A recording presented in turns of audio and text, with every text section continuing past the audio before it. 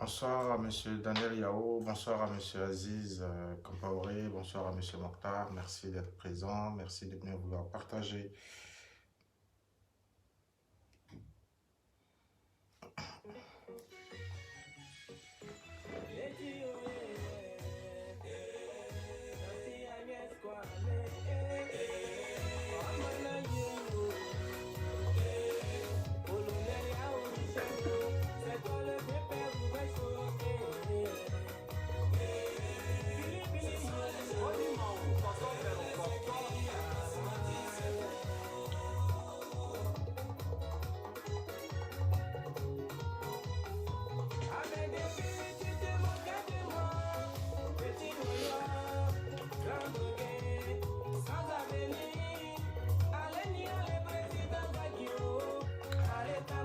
Bonsoir à toutes, bonsoir à tous. Merci à tous ceux qui ont décidé de partager ce moment avec nous.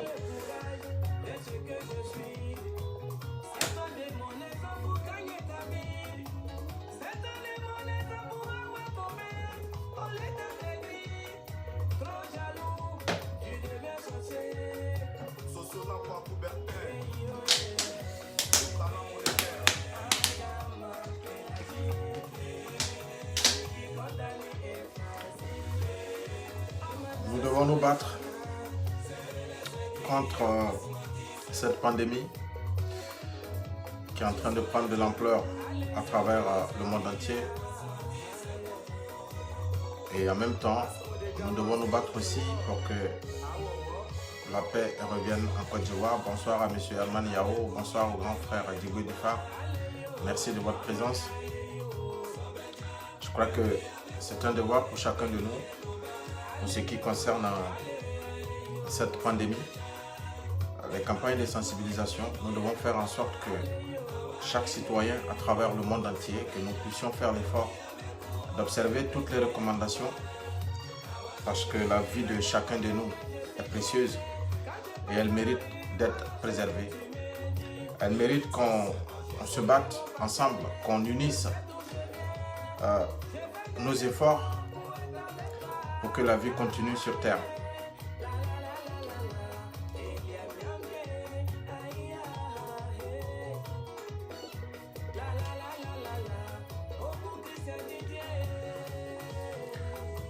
Bonsoir à M. Marcos, merci d'être présent.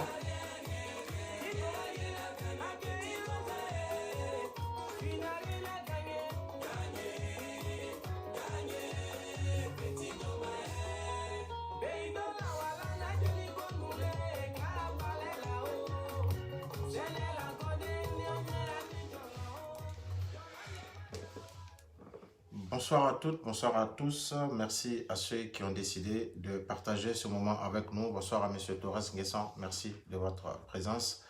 Nous avons décidé ce soir de venir à travers le canal de cette vidéo échanger avec vous sur cette pandémie qui est en train de faire ravage à travers le monde entier.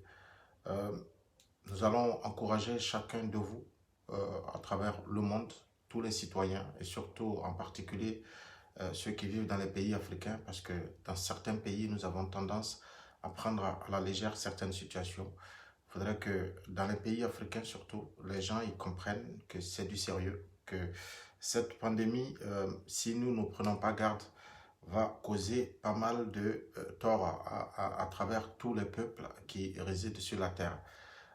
La raison qui a motivé notre présence ce soir, c'est de vous dire que chacun puisse observer toutes les recommandations qui consistent à garder une certaine distance, éviter les contacts, se laver régulièrement les mains avec du savon et de l'eau, porter des masques et puis pour les pays qui ont décidé qu'il y ait une certaine forme de confinement, que ce confinement soit respecté.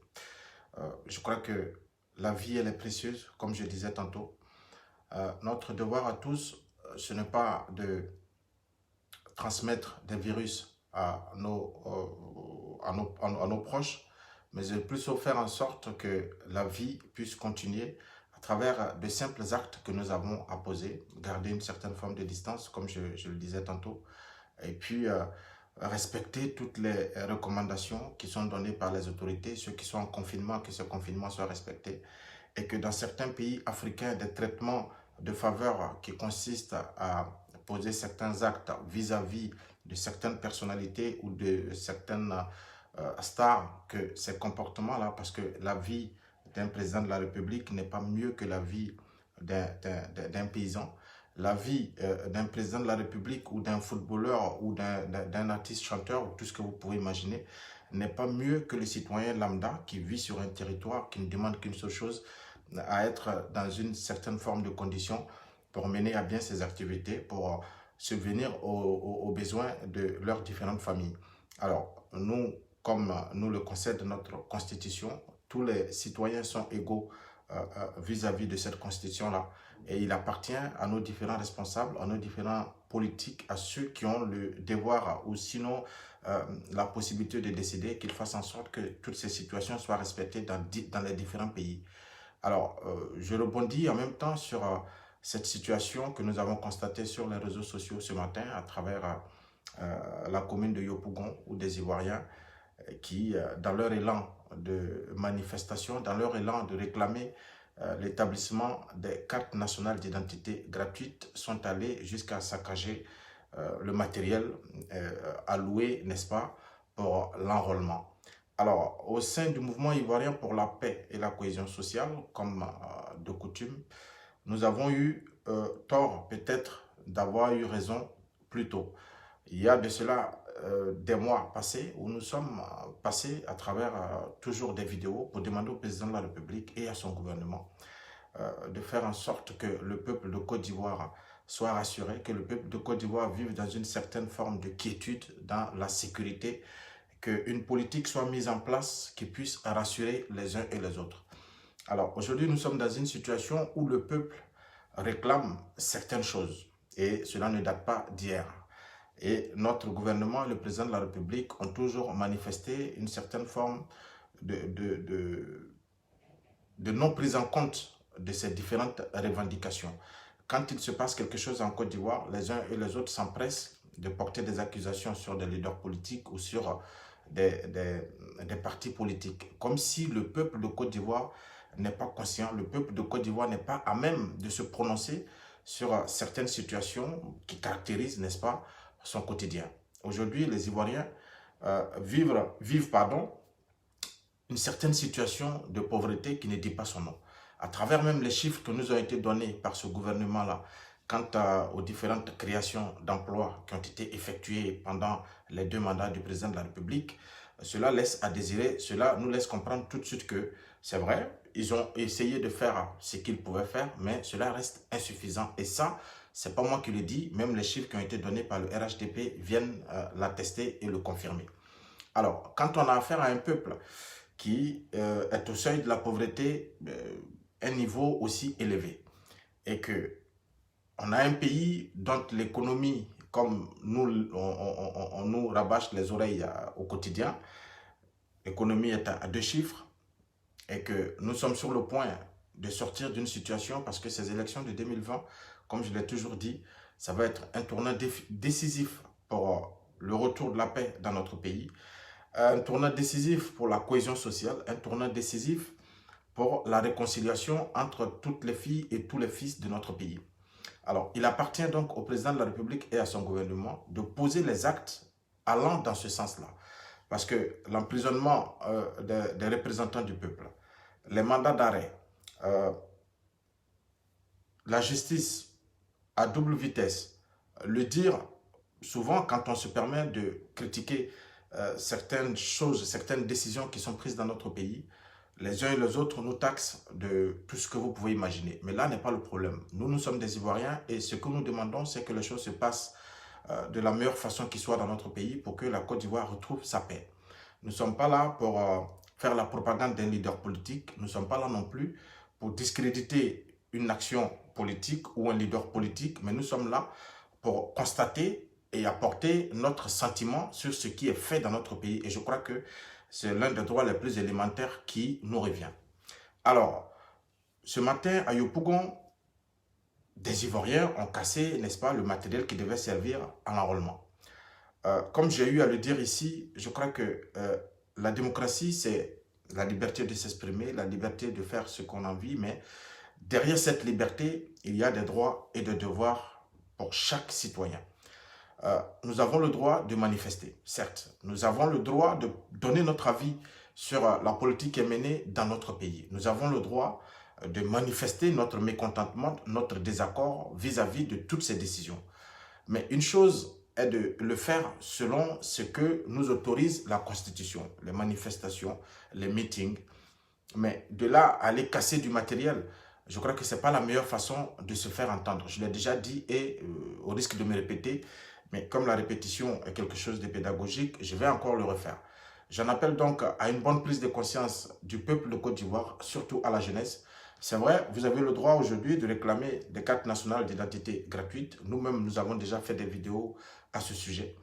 Mais il faut éviter, n'est-ce pas, qu'il y ait une certaine forme de violence, que cette violence fasse son retour sur l'échiquier politique dans notre pays, parce que cela n'est pas fait pour avantager notre pays. Aujourd'hui, vous avez cassé du matériel. Une fois de plus, le gouvernement va se servir de l'argent du contribuable pour racheter d'autres matériels. Et cela aura forcément un impact sur, n'est-ce pas, les délais impartis pour les élections de 2020. Nous sommes ici, nous avons déjà décrié le nombre insuffisant, n'est-ce pas, de centres d'enrôlement. Et avec le nombre de centres d'enrôlement que nous avons, nous ne sommes pas sûrs que tous les Ivoiriens rentreront en possession de leurs différentes pièces d'identité afin de prendre part à leurs droits, n'est-ce pas, de porter un choix sur le candidat qui leur aura proposé un projet de société qui prend en compte nécessairement les réalités auxquelles ce peuple-là est confronté. Ça, c'est la première chose. Et si derrière tout cela, on doit encore casser le matériel, je crois qu'on va encore donner du temps, on va encore donner d'autres raisons. Je ne dis pas que le RHDP est dans une situation où a des ambitions de ne pas organiser cette élection, ce n'est pas ce que j'ai dit, mais ce que nous constatons nous fait penser que les conditions ne seront pas réunies à temps pour permettre une élection démocratique équitable. Alors, nous sommes dans notre droit de dénoncer certains faits, mais nous n'avons pas le droit de casser le matériel avec le matériel qui a été acheté avec l'argent du contribuable. Donc, il faut éviter la violence dans les différentes manifestations. Il faut éviter que des Ivoiriens, parce que j'ai vu que certains ont été arrêtés, vous allez vous retrouver en prison. Et c'est vos parents encore qui, une fois de plus, vont se retrouver dans des situations compliquées, des situations qu'on ne peut même pas expliquer.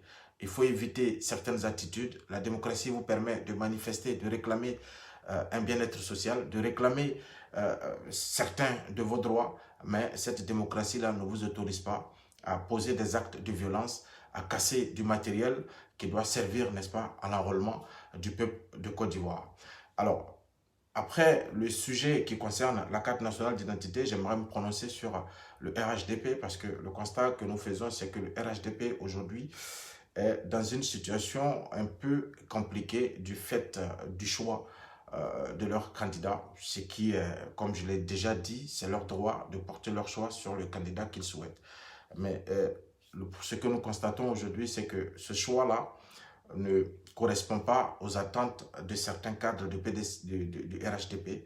Et puis, ils sont tous en train de partir. Alors, cela crée un sentiment, n'est-ce pas, de dictature, je ne dirais pas, mais j'ai l'impression que le chef de l'État est en train d'imposer quelqu'un au sein du RHDP.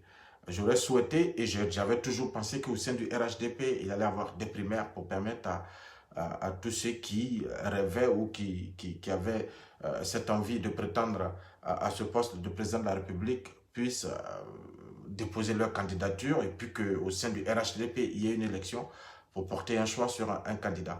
Mais il s'est trouvé que le président de la République a fait une proposition et cela crée, n'est-ce pas, une certaine discorde au sein du RHDP. Ça, c'est leur tasse d'été. Nous souhaitons qu'ils puissent faire en sorte que la paix continue de régner dans notre pays, que cette élection soit ce tournant-là que nous attendons pour permettre à la Côte d'Ivoire de retrouver une certaine forme de démocratie, permettre à chacun de s'exprimer, permettre à tous ceux qui sont hors du pays et qui sont sous mandat puissent rentrer en Côte d'Ivoire, ceux qui sont au tribunal pénal international puissent retrouver leur pays, que les exilés politiques puissent rentrer dans leur pays afin que tous ensemble, nous puissions conjuguer nos efforts pour bâtir une nation sur cette idéologie qui est celle recherchée par tous, qui est citée par tous. Et puis, au final, quand on regarde les actes des uns et des autres, nous sommes loin d'imaginer que ce sont des euphotistes. Alors, il faut que la Côte d'Ivoire renaisse de ses cendres. Il faut que tous les enfants de la République se retrouvent. Il faut que la démocratie puisse être instaurée de façon définitive dans notre pays, que chacun puisse s'exprimer, que chacun puisse avoir ses convictions et ses ambitions et de pouvoir les partager autour de lui avec ses proches. Maintenant, si on doit organiser des élections avec une partie du peuple qui n'est pas en possession de sa carte nationale d'identité pour pouvoir choisir le candidat qu'il souhaite être celui-là qui va conduire la destinée de notre pays, je crois que ça va poser un certain nombre de problèmes et ça a déjà commencé à travers certaines villes. J'ai vu Boisflé, j'ai vu Divo ce matin, nous avons vu aussi Gagnoa.